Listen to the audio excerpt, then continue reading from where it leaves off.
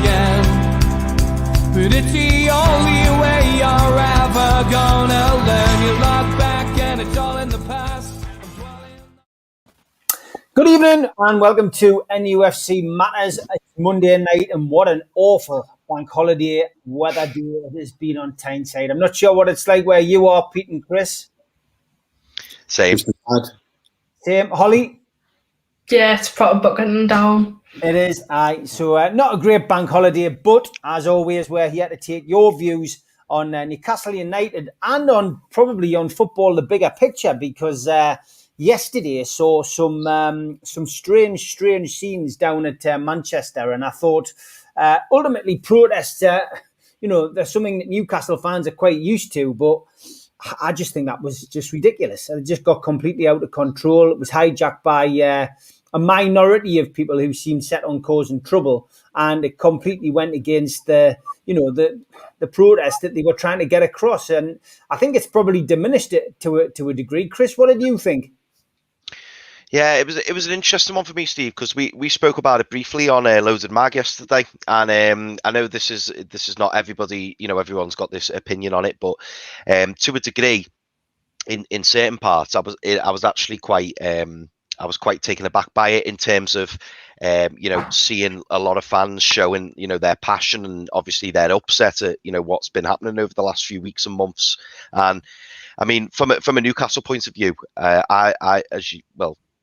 when I've seen, different protests that have gone on in the past, I always feel like, we could have done more as a club and as a fan base. I always feel that, they kind of go a little bit, on deaf ears. Like I don't get the impression it really makes the impact that people want.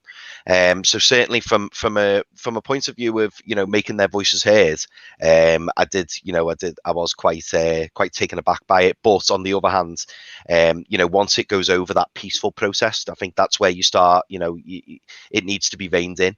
It's a shame that obviously the football match got cancelled. I'm sure that's what the fans were hoping for, and that's probably the result that they desired and the result that they got.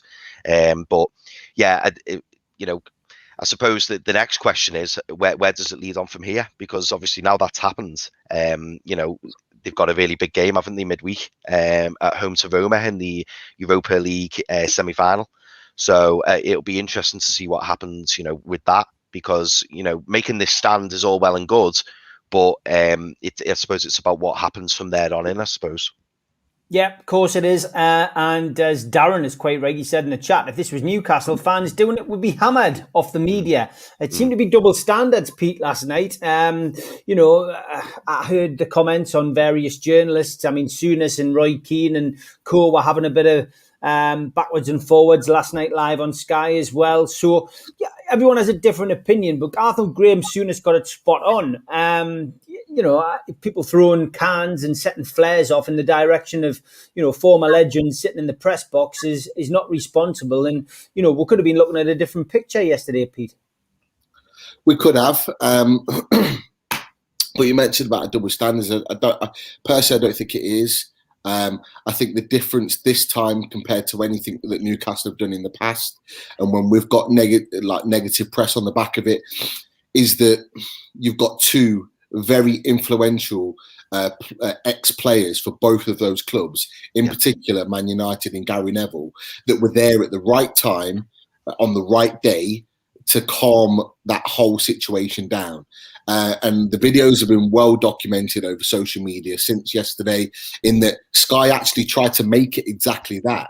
They tried to make it about those small minority of fans and tried to really create a negative spin on it and take it away from what the actual protests were all about.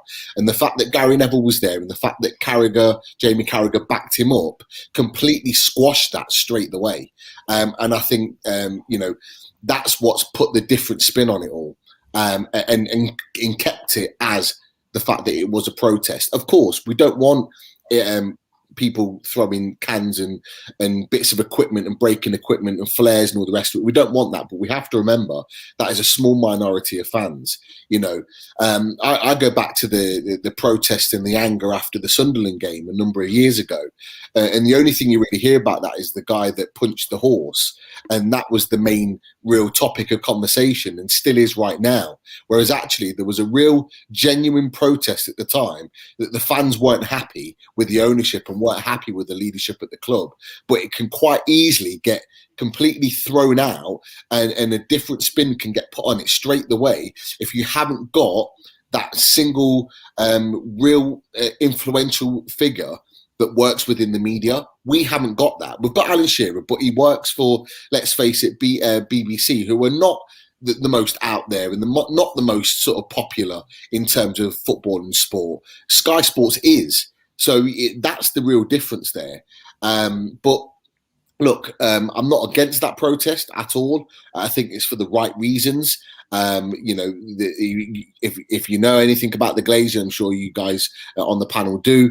The way they've siphoned money out of the club is pretty similar to what Mike Ashley's done over the years. With Newcastle United. So I have an understanding of their frustrations.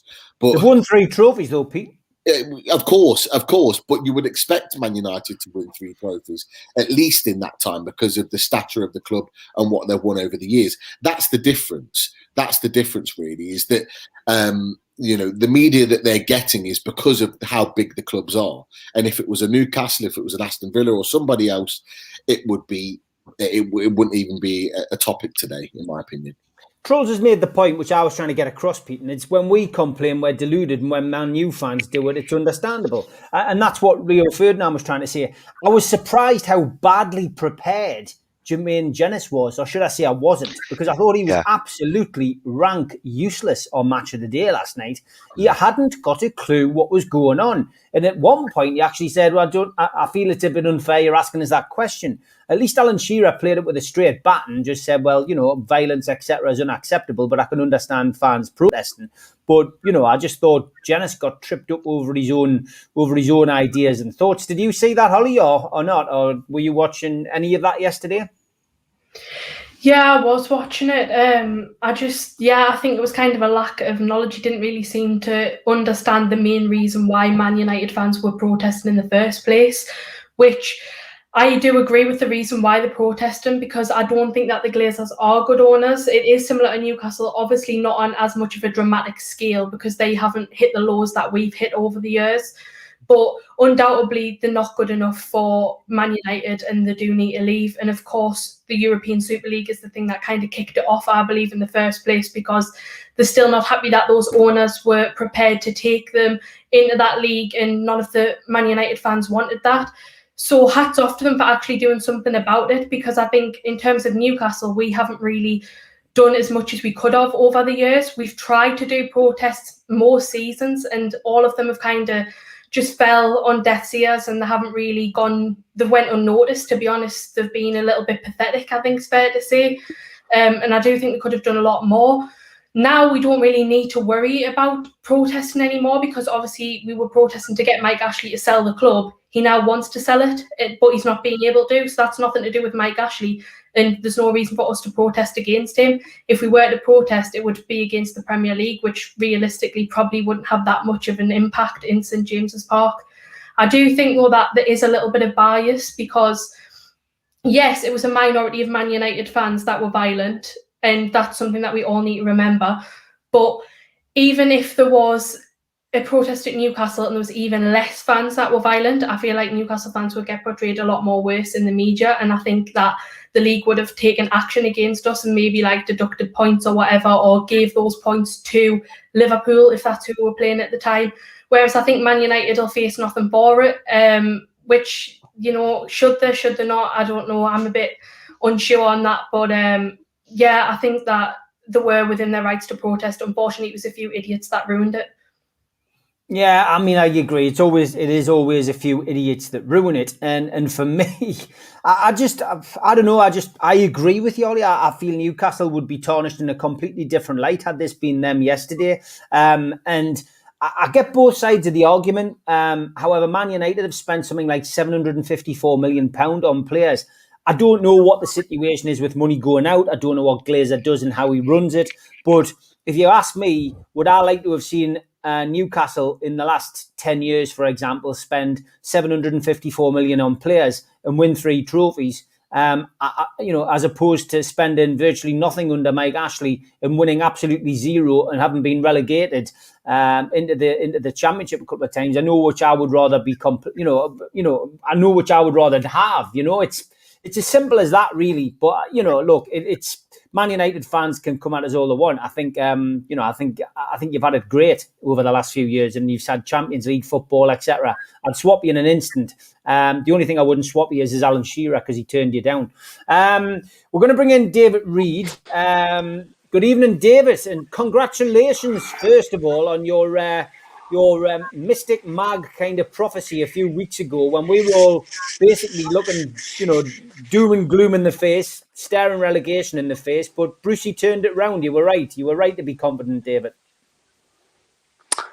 Hi, everyone. How we doing? Very good. Very good. Are you going into a mystic kind of way there? You're like, you seem quite chilled. Is it a bank holiday? It's a bank holiday, so you could be on the drink, are you? No comment. It's not a line of duty, mate. I like your hair, Holly. Thank you. Random. Okay, what do you want to come on about, David? All right.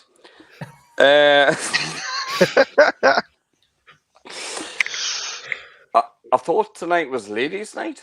Did I have to put on a wig? No, you don't need to put a lip wig on. You know us, we sometimes switch it around, and we felt with the protests that the 5-minute rant was more appropriate tonight. Okay. All right. Man U Liverpool yesterday. I don't want us fans to do the same. It would purely reflect badly on us. I don't want us to do that. So please, all Newcastle supporters, don't do something like they did yesterday, because that'll put off any owner. Next is, we can't seriously be worried about relegation now. I mean, Fulham need, 4 wins from 4? Yeah. One of them is against us. So we can't be worried about that. When the takeover is done, which I still believe is in the works, how much realistically do you think we'll spend or money being injected into the club? And what do you think they could do for the area? And one last one, the documentary on Sky Sports last night about the entertainers, 30 minutes, that didn't do it justice. What a joke. Brilliant. Good stuff. Plenty to talk about there. Then, Chris, we'll come to you first, mate. Taking whatever order you want.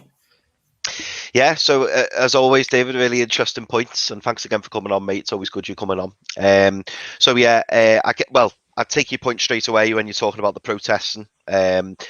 Thankfully, I don't think we've got anything to worry about in that sense, because really we haven't really got anything to protest against at the moment. I mean, as we all know, things are going on in the background over the takeover, and we're all keeping our fingers crossed that, wheels are in motion. And really our gripe at the moment is probably with the Premier League rather than Mike Ashley. We know that Mike Ashley wants to sell the club. We want him to sell the club. So weirdly, which I think it's been the last few months, we've actually had a bit of a truce with Mike Ashley. We both want the same things. So yeah, we're just hoping that, this takeover goes through sooner rather than later. In terms of Fulham being down, yeah, you're absolutely right, David. And I'm not worried in the slightest now. I think Liam Kennedy made the point on the Tuesday night with Steve. I think he highlighted, didn't he, that Fulham have won 5 out of the last 34 games, and now they're going to have to win 4 in the last 4.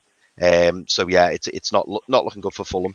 I mean, the biggest thing for me, David, and I've said this for weeks, months now, is I just hope that the last game doesn't mean anything. That's my biggest hope, because obviously we have Fulham on the last game of the season, and I just hope to God that we don't need anything from that last game. I hope it's dead and buried, and I think if we beat Sheffield United at home, I think that will be the case. And even then, as I say, I don't fancy Fulham to pick up more than maybe 4 points over the next 2 games, and that's being generous.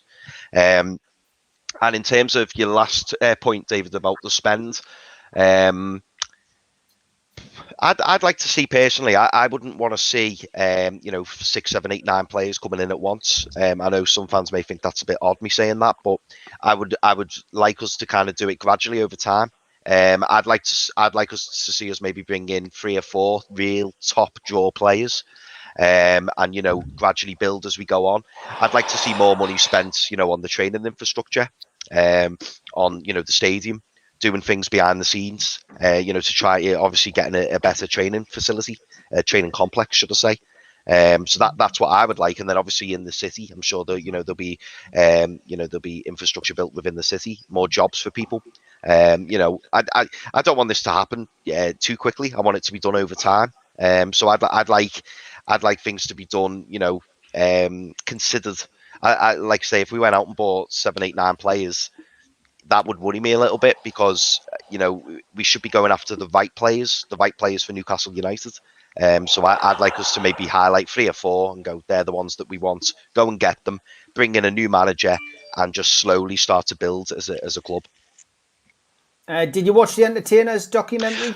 Sorry, yeah, I did. Do you know what, David? Yeah, you're right. I was a little bit underwhelmed by it. It was lovely to reminisce, don't get me wrong. And, I thought the stories, about where they used to train. Was it Durham University? And they used to share, and they used to share the facilities. I thought that was really good. That did make me laugh. And obviously, I've heard about that many times. But yeah, it was only a 34-minute show or something. So yeah, I would. Yeah, I would have liked to have seen, a bit longer. I think it deserved at least an hour, didn't it? It did all feel a little bit rushed. It was nice seeing some ex-pros talking about it as well. I always love John Beresford talking about Newcastle because he's so passionate. Obviously, Steve Howie was talking about us as well.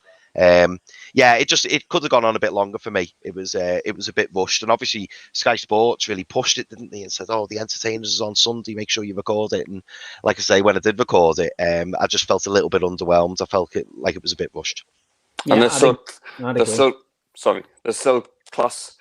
Liverpool v Newcastle is the greatest game in Premier League history. Yeah, definitely they do. Matthew Smith, yes, congratulations to him. Great game, by the way. Absolutely brilliant advert for Northern League football, that. Commiserations to Concert. But it was a cracking game, cracking final. And, of course, they could have a chance of doing it all again, because that was last year's FA Vars. Unbelievable game though, 3-2, great advert for the Northern League. So yeah, well done to Hebben. Enjoy your night tonight. Holly, what do you make of David's points tonight? In terms of the protests, like I said earlier, I don't think there is a reason for us to protest right now. I think we've had that chance in the past, and it's clearly been proven that Newcastle fans aren't the type of fan base to get violent with things. So I don't think that's going to be a huge concern for us. And in terms of investment in the club, if there was a takeover, I'm on the same page as Chris. I wouldn't like to see us do anything too dramatic and bring in loads of players, replace the whole team in one go. I don't think that would be the best way to build the club going forward. I think we need to do it gradually over a period of a few seasons. And certainly I would buy players, we touched on this in the Matchday Live, the likes of Maddison, maybe Grealish, that would fit into this side now, because I'd want to keep the core of the team the same, build mostly in the midfield, obviously get some better striking options going forward. But I wouldn't go out and buy massive players straight away, because I just think that would use up the budget and it really wouldn't work. Because if you did go out and buy the likes of a Harry Kane or something and put them into this side and didn't buy players that would work well with him, then he wouldn't get the assists, so he wouldn't score the goals, so it would be a pointless signing. I would like to see us invest in the infrastructure, do some renovations to the ground, because I think that's long overdue. It's hardly been touched in the 14 years that Mike Ashley's had it. Definitely rebuild the training ground and the facilities. That needs to be done 100%. And I think that's proven with our injury record. It's horrendous. And I do believe that's down to the poor training facilities in part. Obviously, there is other factors, like the fact that Bruce doesn't have them in training enough. And of course, the inevitable of getting rid of Bruce. And my choice of manager would be Rafa Benitez. And the final thing, which was the Entertainers documentary, I haven't watched it yet. I've got it on record. I'm hoping to watch it either today or tomorrow. It does seem a little bit short, though. I would like to have seen it being at least an hour long. Yeah, good stuff. Pete, what about you? I'm the same with regards to the protest. Other than the next time we protest will probably likely to be in August or September, if Steve Bruce is still at the club. I think that will be the next real protest that will be had by the fans, because they don't want to see Steve Bruce at the club. So I think there's a lot that are hoping that he will gracefully sort of, walk away at the end of the season and allow a new manager to come in if Mike Ashley's still at the club. If he's not at the club, we'll naturally have a new manager anyway, which I'll get onto in a second. So yeah, with regards to the protests, I mean, I don't think there'll be another protest like that again, because I think it caught everyone off guard, and I think the security of all of the Premier League teams will be ramped up now to ensure that that doesn't happen anyway. So I don't think that'll be an issue moving forward. With regards to the spending or the budget or the kind of rebuild, once we get a takeover, I don't think there'll be 3 or 4 major signings. I just don't see it. If you go back to the sort of the plan that's been discussed with regards to the consortium, I think they sort of said something around 250 million over the first couple of years, which, if that's the case as a starting point, you're not really going to go out and splash 100 million plus on the likes of Kane and people like that are going to cost significant amount of money, or are you going to attract them straight away because we're not playing Champions League football? So we've got to be realistic about it. But there will be a marquee signing in there, and it wouldn't surprise me if it was a 40, 50 million pound signing. And it won't be the likes of those high top level elite players, because we're not there yet. We will be over time, but we're not there straight away. So I see a 40, 50 million pound signing coming in, and I fully expect, with the likes of Fabian Schar in charge, to use his amazing scouting network. And I don't think we talked about that enough when we was at the club. His scouting network is the best of all the managers currently in the game, and I'm talking better than Pep and Jose Mourinho. His scouting network to find the quality of player right for his project is unreal. So I am more than confident that he won't need to spend a lot of money if he's manager of the club. But I think he will be allowed to get one big major player. And I think the priority will be the training ground. I expect fully in the first 6 months that a new training ground is designed and ready to go in terms of a build. And there'll be other things like they'll really sprouse up the stadium, and a lot of things that the fans have really been getting on about that's not been good enough in the club. And I think there'll be a lot of listening, and there'll be a lot of actions about what the fans want and what the fans have wanted for a long time. So that's why I fully expect from that point of view. And then with regards to the entertainers, I'm the same as Holly. For other reasons, yesterday I wasn't able to watch it, but I will watch it later on tonight. But yeah, the fact that it's that documentary could be an hour and a half quite easily, with how much information and how much history is within that 4 year period with Keegan. For me, you could have an hour and a half. It could be a movie. Yeah. Did you win yesterday, Pete? I'd rather not talk about it. I was back in goal again. Both goalkeepers injured. I was in goal again. I'm meant to be retired, and I played more in goal than I have actually on pitch. So I don't know. No, we didn't win. I think we've got a straight shootout next week to qualify for the knockout stages. So all still to play for. You need to join a Super League, Pete. No. David, any more points to make tonight, mate? Yeah, I just don't want us to do a Man U tomorrow or whenever we play. It just doesn't look good. The stadium point is a good point. Like we've said before here, you think that the East Stand could be redeveloped? Yeah. I mean, it could be. I don't think they'll go for that option. It's far too expensive to redevelop the East Stand and incorporate it into the university building behind. Would mean they'd have to buy the university buildings, knock part of it down, keep the front fascia, incorporate it into the stand. Yeah, you could buy a new stadium for the cost that it would cost to do that. They could extend on the Gallagher course, depending on how far they can go back onto the land behind. Obviously, with that now being sold by Mike Ashley, so. Yeah, it would be interesting. People have suggested that the ground is turned around to face Barrack Road, and there's all different kinds of suggestions. But at the moment, until there's a new owner, none of that is worth even talking about. But yeah, I mean, there'll also be a suggestion of moving the stadium, which didn't go down well last time, or moving it onto the park, and then you end up with, the not in my backyard people at Leazes Park coming out again. So yeah, I mean, what happens with that? Who knows? But at the minute, we don't need a new stadium because we've got Mike Ashley in charge and we've got Steve Bruce as manager. And I'm afraid we're probably going to need a smaller ground if that continues. David, great to have you on, mate. Enjoy the rest of your bank holiday. Thanks for popping on. Good to see you, mate. Thank you. Always. Take care. Good to see David, and good to see he's enjoying his bank holiday. If you want to join the show tonight, you can do. Simply join us by clicking the link, which I'll stick into the chat now. That'll appear down on there. If you want to join us tonight, feel free. We've got lots to talk about in the next half hour. Let's look back at the game, Chris. We've had a great little run. It's taken us within, spitting distance, really, of getting out of the whole relegation situation. David made the point, of course, of Fulham having to win 4 games out of 4. I think that's unlikely. I can't see that happening. But, funnier things have happened. But yeah, yesterday's performance, it was poor. And, we watched it on Match Day Live. I generally felt that Alan Shearer pretty much picked up what we did, that the midfield let us down yesterday.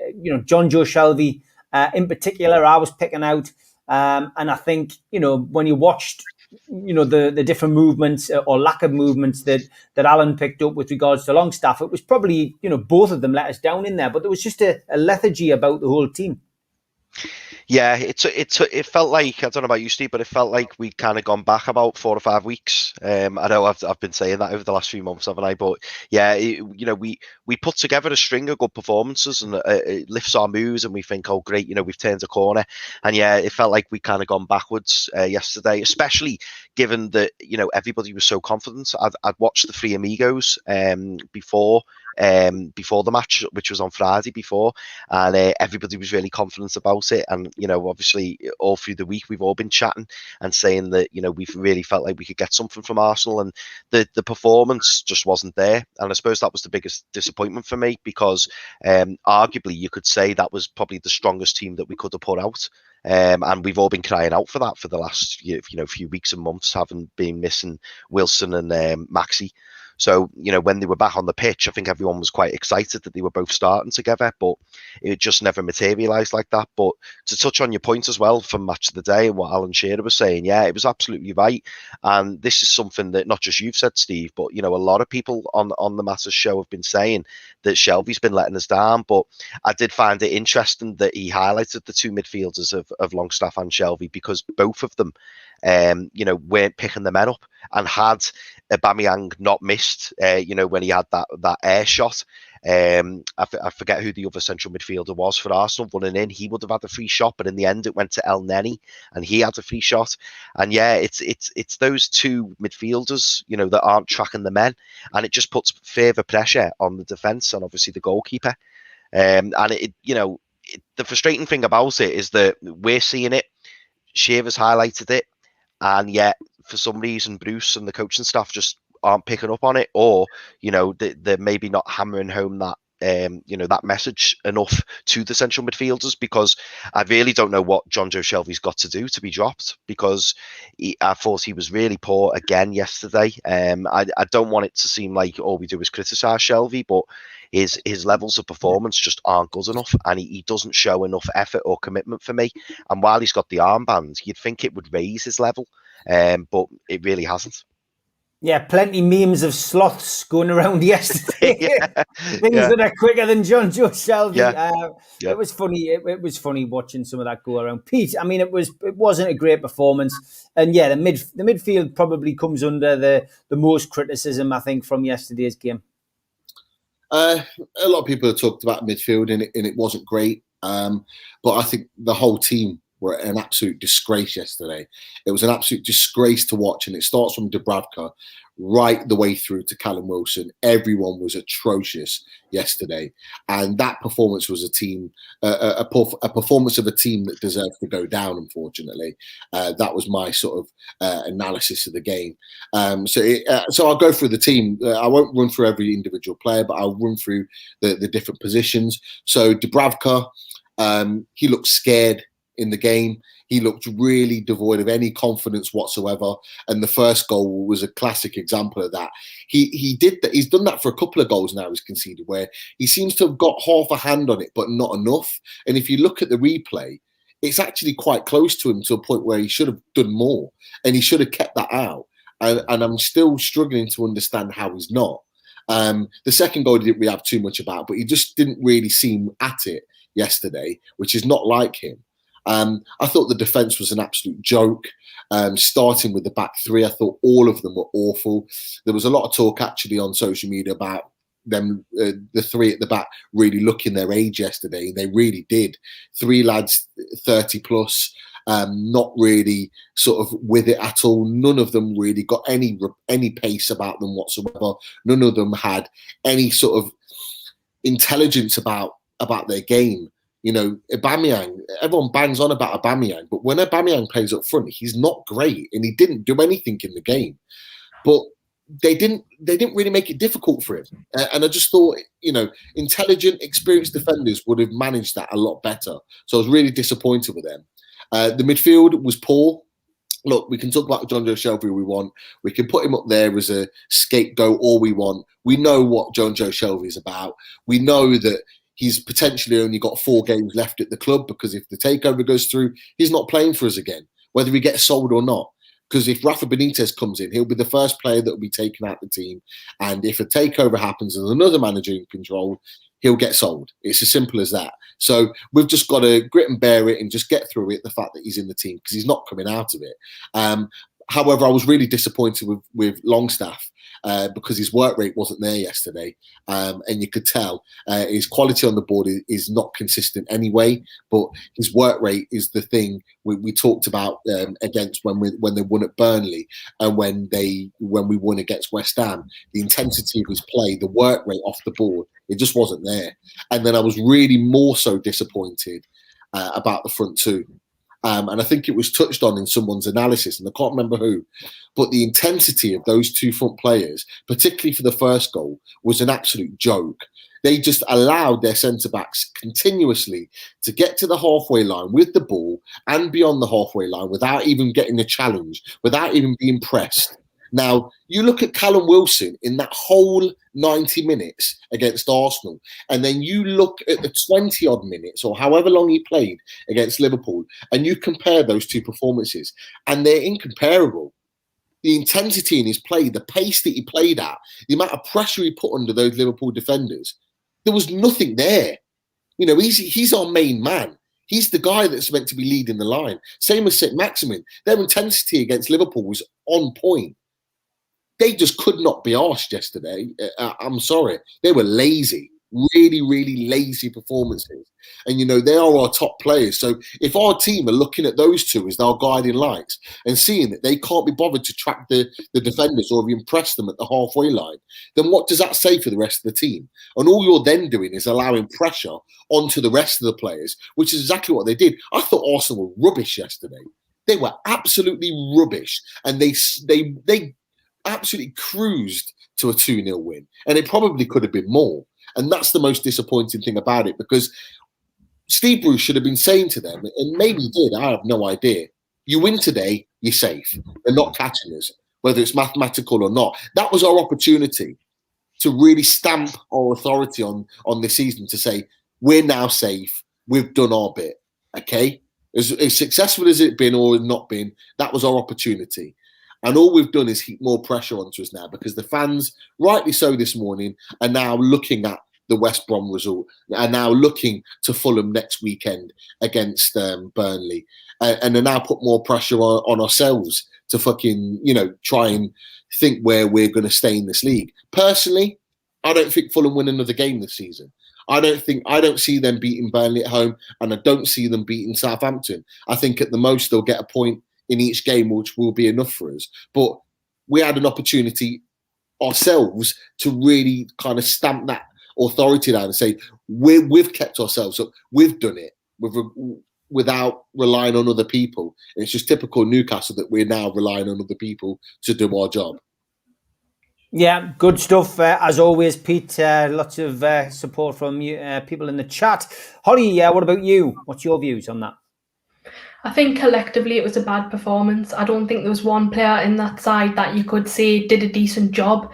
I'm pleased that we didn't do man of the match on Match Day Live because I honestly couldn't have picked one. Like, everyone was just so poor. Martin Dubravka, he was at fault for the first goal for me. I think he should have done better. I'm not sure what was going on there, but he really just didn't seem to be prepared. And I don't know if anyone else has noticed this with Dubravka, but I think his kicking's been really off since he came back into the side. Like, I don't know if he's got some type of like injury or some problem or something, but his kicking just seems to be really off.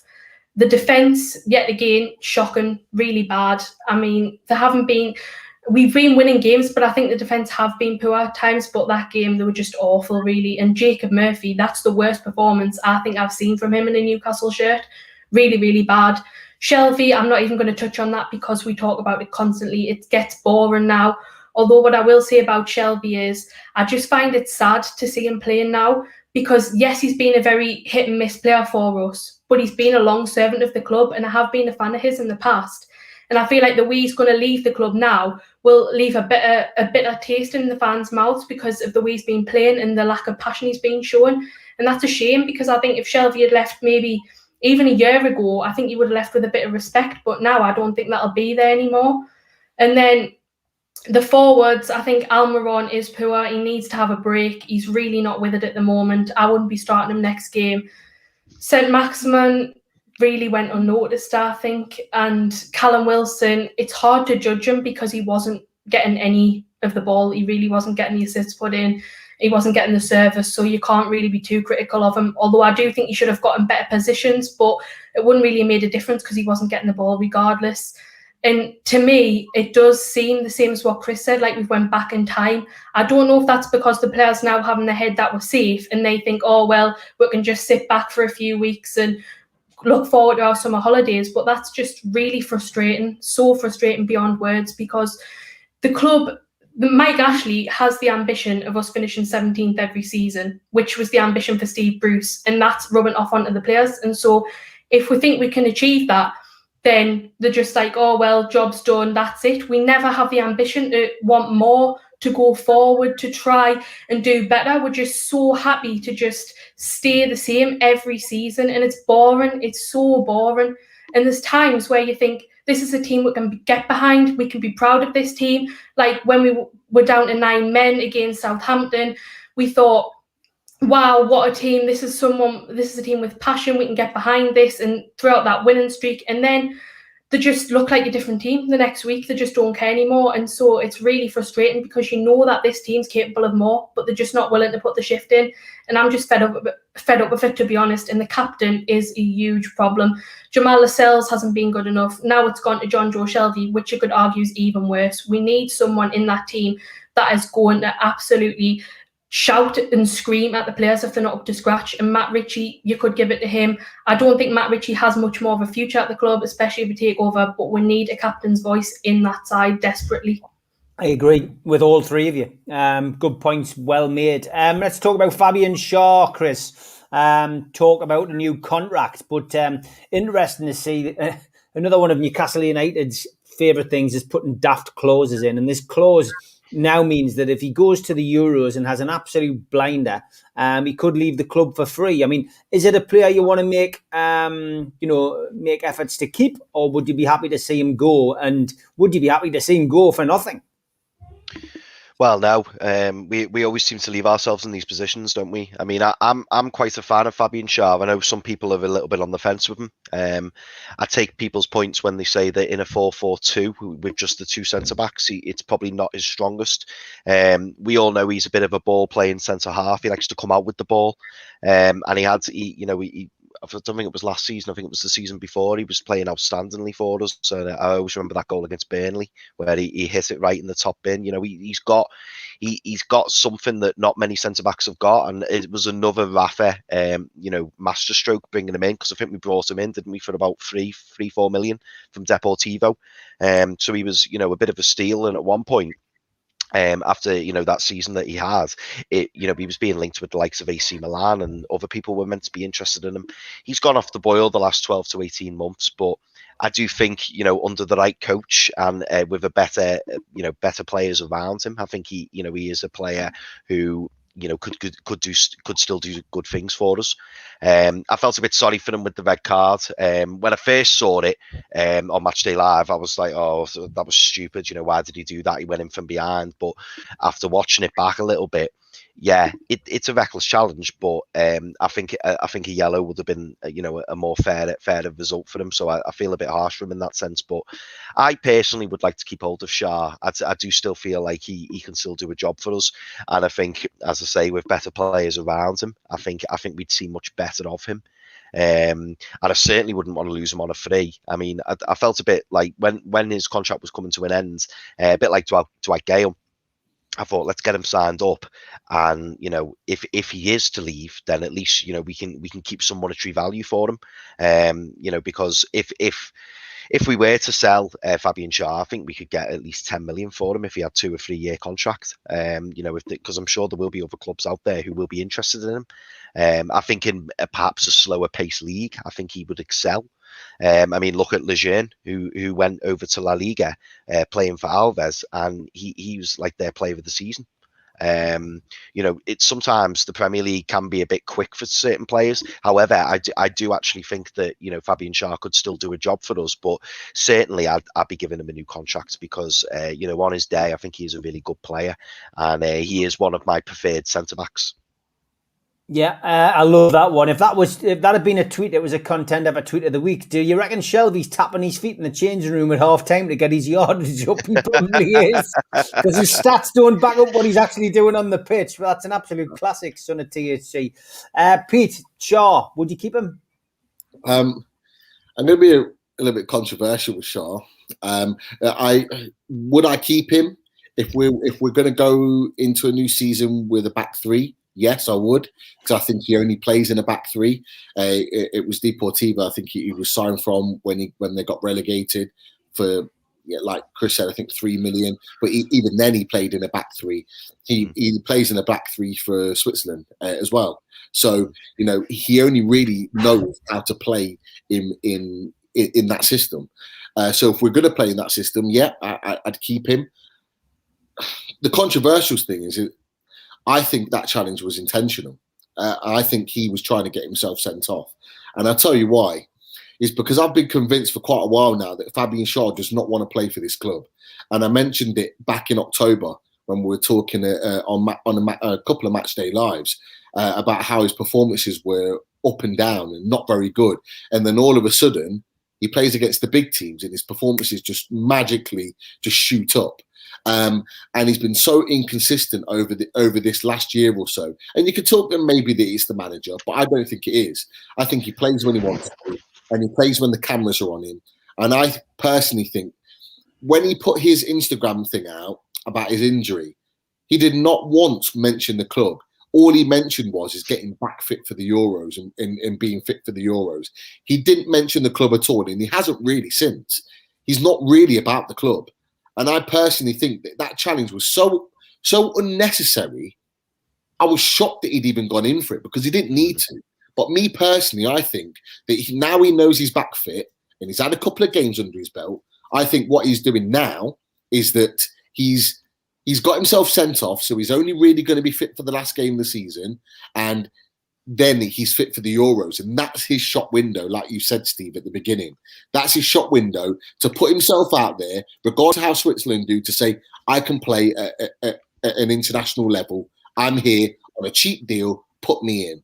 Okay. And I don't think he's going to be here next season purely for that reason. I think he's been trying to get out for all of this season. And as I was talking, Wolves have scored a wonderful, wonderful goal. Brilliant, great stuff. Yeah, Gary Milliken, John Justice Allen, both coming in there with that as well. Holly, what about you? Schar, yes or no? It's a difficult one. I think that on Schar's day, he has the potential to be the best centre-back at the club. I think he's very talented. It's something different to what we already have because he's someone that can get us up the pitch as well as defending. I agree with Pete that he suits a back five with wing backs a lot more than a flat back four. He doesn't seem to do well in that formation, which may be why he seems to have done worse under Bruce than Rafa Benitez, because under Rafa Benitez we constantly played with the back five and the wing back system, and then Bruce who went to a back four. And maybe that's why he hasn't looked as good, because he joined us in the summer of 2018 in Rafa's final season. And when he came into that side, I think he looked phenomenal. And that goal against Burnley as well, like in the middle of the season, that was one of the best goals I think I've ever seen in St James's Park. It was just the talent and the absolute class of that goal was unreal. Like, that's just one of those goals I don't think you'll ever forget. But unfortunately, under Steve Bruce, he doesn't seem to have looked as good. He started to get a little bit better. Then he got his injury. And then obviously he came back in, got that red card. I don't think it was a red card. It should have been a yellow. I think it was a bit dramatic, but he didn't seem to be overly bothered about it. And maybe he isn't bothered about the club and he does want to leave, which is sad. He's someone that I wouldn't want to see go on a free though, because I do think we could make a few quid off him. I would try and sign him up, even if it is just to make the money. But if he went for free, I'd be really, really gutted with that. And he does seem to be prioritising his national team more, which is fair enough if that's what he wants. If that is the case and he's really not bothered about Newcastle, I would just let him go, because you want players that are committed to the club and that's their priority. You don't want players that are just like, oh, well, I don't want to get injured because of my national team. That's just not good, really. Yeah, it's a strange one. A lot of people got different opinions in the chat. Some would break the neck to keep him with us. Not too keen. Yano says he rushed back, Pete. Broke his neck to get back playing. He says you're wrong on this, but it's all about opinions. Yeah, I was just going to say, it definitely is about opinions. And you know what? He's raised a really good point. He said Schar broke his neck to get back playing.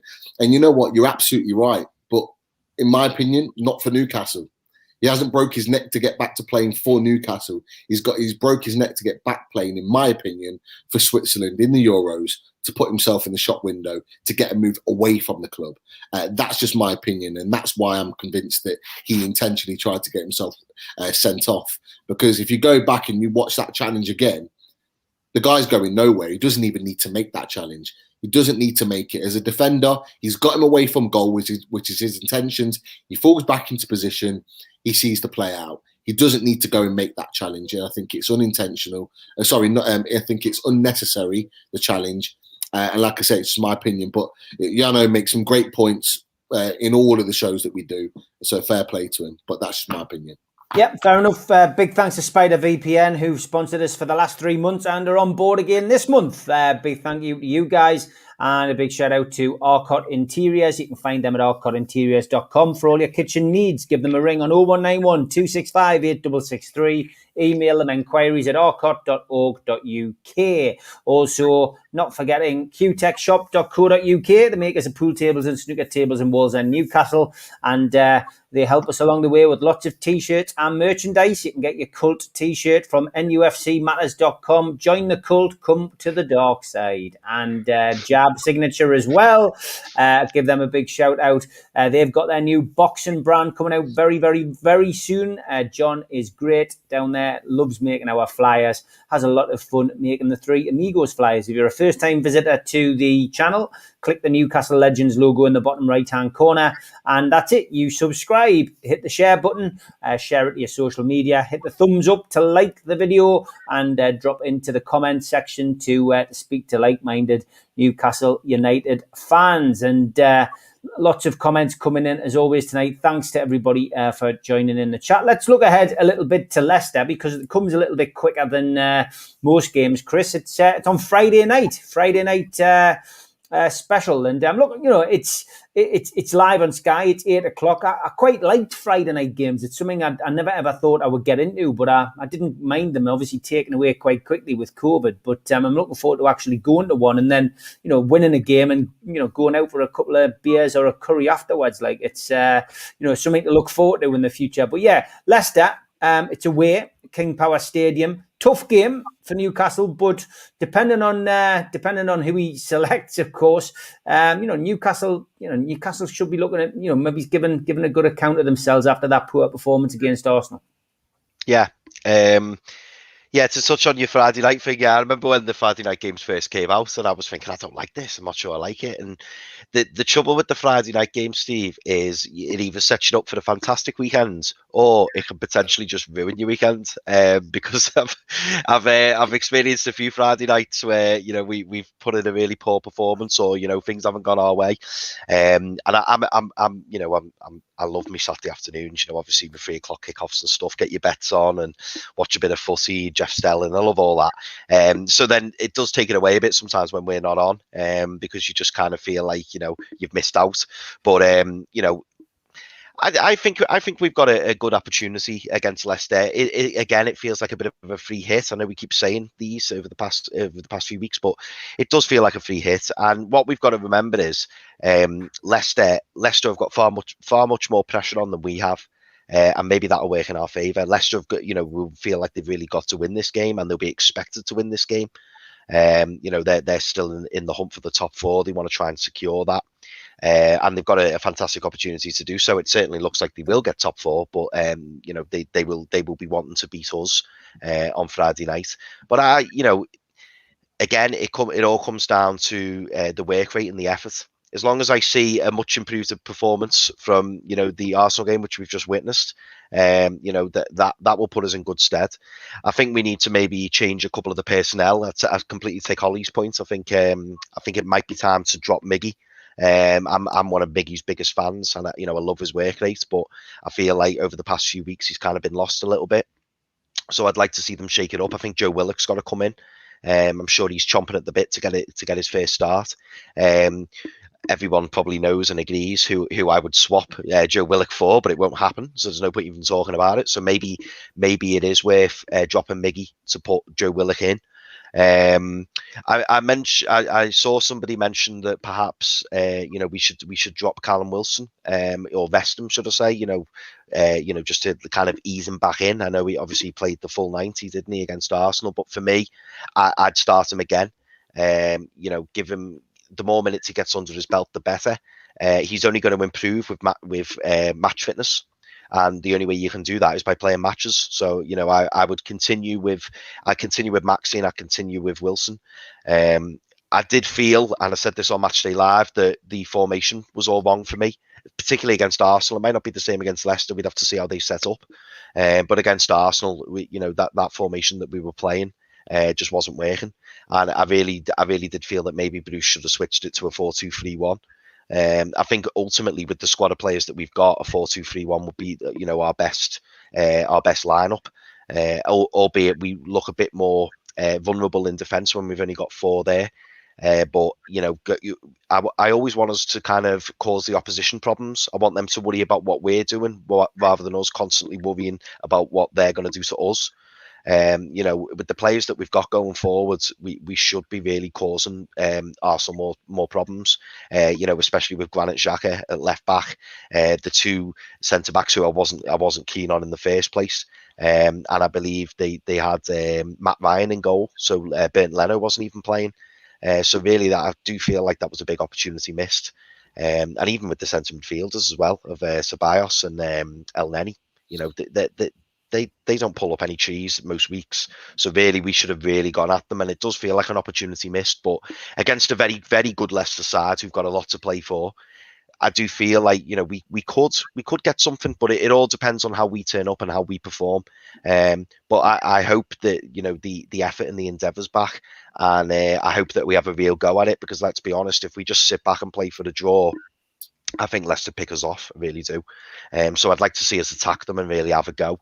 But yeah, I'm looking forward to the match. I love watching Newcastle, all the time, even though sometimes to watch us can be a little bit painful. I always have that belief that we can do something. And the sooner, that we get 2 points, maybe 3 points that we need to stay up, the better. And then we can start looking forwards again into next season. Yeah, Dave Harrison says, we were all convinced we'd beat Arsenal. If we all think we might get beat off Leicester City, just saying, good one, Yeah. mate.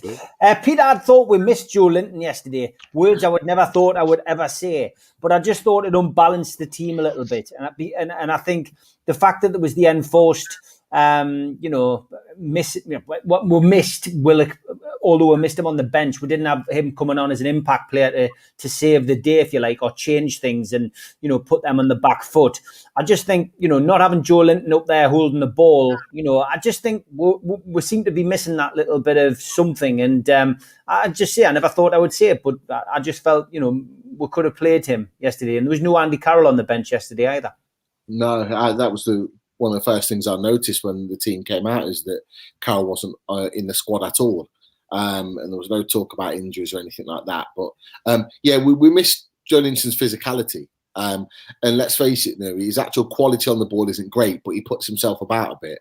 And with the likes of Louise and Gabriel at centre back, he could have been that thorn in their side that allows the likes of St Maximin or Wilson to kind of play their game. It could have been, and it wouldn't surprise me if he does get brought back in at some point, probably even on Friday. But I do think that Willett comes back in either for Almiron or Longstaff. One of those two will sit out on Friday.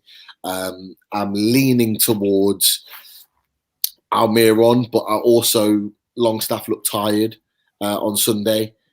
He looked shattered. Maybe that he's given all recently is caught up with him, so maybe he might drop out. But Willett will definitely start, and he's needed. We needed that extra bit of support up front to support the front two, and we didn't get that Sunday. Whenever I look at when I saw that it was a Friday night game, it was Leicester away. It just brought back the memories to that 2 years ago, that Friday night game, the game under Rafa. Where I was there, we were there half an hour after the game, just chanting and screaming, and we could see Rafa getting interviewed by Sky in the distance, and we were chanting his name, and he was giving us the signals, and it was just such an amazing game. And I put it on Twitter a few weeks ago. It was around this time a couple of years ago that we could see that Rafa was really starting to build something, and it's just a shame that he never really got to see that through. But so it brings me back memories and hope more than anything that we can sort of recreate that on Friday night and kind of put a thorn in their side with regards to their Champions League hopes. But the one thing I'll say is Leicester are not playing well at the moment. They're picking up results here and there. They're doing just enough, but they struggled at the back end of last season, and they're struggling again. I don't know whether they're getting a little bit of anxiety, a little bit of a stage fright in terms of actually getting over the line for Champions League. But this is an opportunity to really sting them put a sting in their tail massively, and I hope that we do. Yeah, fingers crossed. Holly, your views a little bit early, but it is coming up on Friday. So just looking ahead to Leicester. The same as last night. I mean, yesterday's game against Arsenal, it's a good time to play Leicester. They aren't in the best of form, although I think that they are a very talented side. They've got some excellent players, and I do think that they will qualify for the Champions League. I think they'll just have enough in them to do it. You'd like to think that there's a response from the team after that Arsenal game and the regroup and think, right, we're going to put in a good shift to make up for yesterday. I don't think they will, though. I do think Leicester will win that game. I know we had a lot more confidence going into the Arsenal game, but unfortunately, we just never seem to be able to build on a good run of form. And once we think we've done enough to stay up, we kind of just throw the towel in and think, oh, well, that's it. I don't think it'll be a heavy defeat. I think it might be another 2-0, 2-1, something like that. But it's not vital for us to win this game. I do think we'll get 6 points out of the Sheffield United and Fulham game. And if we do that, that's more than enough to stay up. I think we'll safe anyway, even if we lose all the rest of our games. But I do think Leicester will win that game. I do quite like that it's on a Friday night, though. I do like late kickoffs. I think they're always more enjoyable. And like Pete said, that game under Rafa Benitez, it was just brilliant. I was there as well. And if we could recreate something like that, it would be fantastic. I can't see it, but you never know. We'll live in hope. Yeah, fingers crossed. And Holly, are you up for doing Matchday Live on Friday? Yeah, I'll do it. Good stuff. Looking forward to that. Then you're in charge. I thought Alwali did a great job yesterday. It was fantastic. He did. Fantastic to have him on. He's got such a great personality, and it was brilliant. So looking forward to you doing it, Holly. Don't be nervous. Enjoy it. Embrace it, and we'll look forward to seeing you then. I'm back tomorrow night, 6:00 usual time. Be very quiet on social media, on Twitter. We've obviously been keeping our tweets off over the weekend, like most people. And I'm back with Liam tomorrow. Let's see whether he's got any news on the takeover, arbitration, and what have you. And then Wednesday night, I'm back with a retro show. We're looking at Southampton this week. Some interesting games there. Some involving Matt Letizia that I remember being at, and wish I'd never been to. And then Thursday night, Gibbo is back alongside Supermac. and then it is the Three Amigos again on Friday. So another full week, and you will have noticed people are going back to work, and I'm still doing the show as well. I'll say, yeah, I would keep doing them if I can. So, all good this week. Yes, the Three Amigos is still on, Gary, so don't worry. But thanks for coming on, Chris, Pete, and Holly. Great to have you on. Look forward to seeing you later in the week. Take care. Have a good week, guys. Take care, guys. Take care.